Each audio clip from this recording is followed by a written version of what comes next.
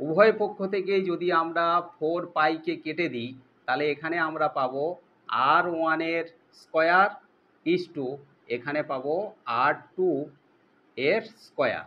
Guidance support math education ক্লাসে দশম শ্রেণীর সকল ছাত্রছাত্রীদের স্বাগত জানিয়ে শুরু করছি আজকের অঙ্কের ক্লাস।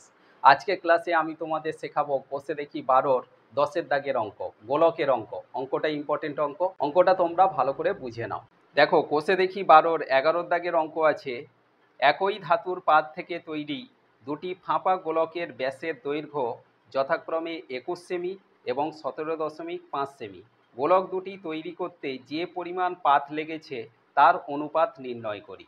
তাহলে আজকের ক্লাসে কোষে দেখি 12-র 11-র দাগের অঙ্কে আমরা লিখব যে গোলক দুটির ব্যাস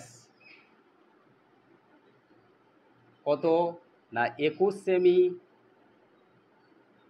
এবং 17.5 সেমি।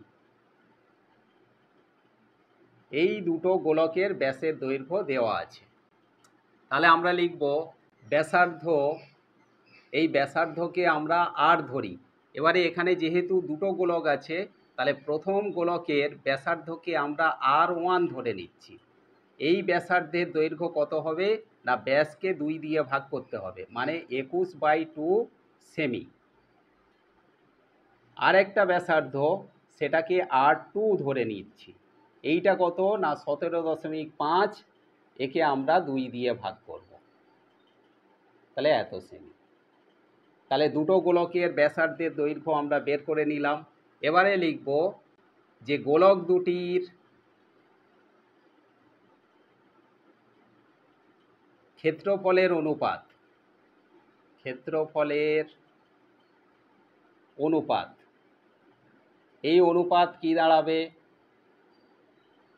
না 4πR1 এর স্কয়ার ইস্টু দ্বিতীয় গোলকের ক্ষেত্রে 4πR2 এর স্কয়ার সমান উভয় পক্ষ থেকে যদি আমরা 4πকে কেটে দিই তাহলে এখানে আমরা পাবো R1 এর স্কয়ার ইস্টু এখানে পাবো R2 এর স্কয়ার। এবারে আমরা মান বসাবো। R1 এর মান কত আছে 21/2, তাহলে 21/2 এর স্কয়ার ছিল, তাহলে এর হোল স্কয়ার দেব, ইস্টু R2 এর মান কত 17.5/2 এরও হোল স্কয়ার। দেখো 21/2 যেমন আছে আমরা রেখে দিলাম, এর হোল স্কয়ার ইস্টু 17.5, এই পয়েন্ট তুললে আমরা নিচে 10 পাবো, তাহলে 10 যদি 2-এর সঙ্গে গুণ করা হয় তাহলে 10 দুগুণে 20 হবে, তাহলে ওপরে থাকলো 175/20 এর হোল স্কয়ার। তাহলে এখন আমরা লিখব 21/2 এর হোল স্কয়ার মানে দুটো 21/2 ইস্টু 175/20 হোল স্কয়ার, তাহলে 175/20 ইন্টু 175/20।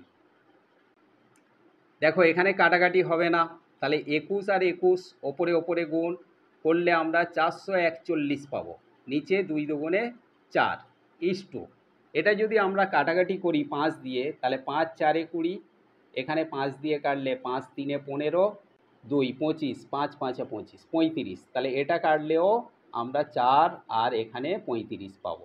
তাহলে ওপরে কি হলো না 35 গুণ 35/4 গুণ 4, 35 গুণ করলে এখানে আমরা পাবো 1225/4 গুণ 4। দেখো এই যে অনুপাতের উভয় পক্ষ থেকে যদি আমরা 4কে কেটে দিই নিচ থেকে তাহলে এখানে আমরা পাবো 441 ইস্টু এখানে পাবো 1225 এই নিচের 4টা। এরপরের স্টেপে আমরা যদি 4 যদি এখানে গুণ করি 441-এর সঙ্গে, এখানে পাবো 1764, 441-এর সঙ্গে 4 গুণ করে ইস্টু 1225। এইটা 7 দিয়ে কাটবো, একেও 7 দিয়ে কাটবো, আবার একে 7 দিয়ে কাটবো, 7 দিয়ে কাটবো, অর্থাৎ এই টোটাল সংখ্যাটাকে 17 64কে আমরা যদি 7 আর 7 সাত সাথে 49 দিয়ে কাটি আর একেও যদি 49 দিয়ে কাটি, তাহলে আমরা কাটাকাটি করে পাবো 36:25। এটাই হলো আজকের এই অঙ্কের অ্যান্সার। আশা করি আজকের ক্লাসে গোলকের এই ইম্পর্টেন্ট অঙ্কটা বুঝতে কারোর কোনো অসুবিধা রইল না। অঙ্কটা ভালো করে প্র্যাকটিস করতে থাকো। দেখা হচ্ছে পরবর্তী ক্লাস।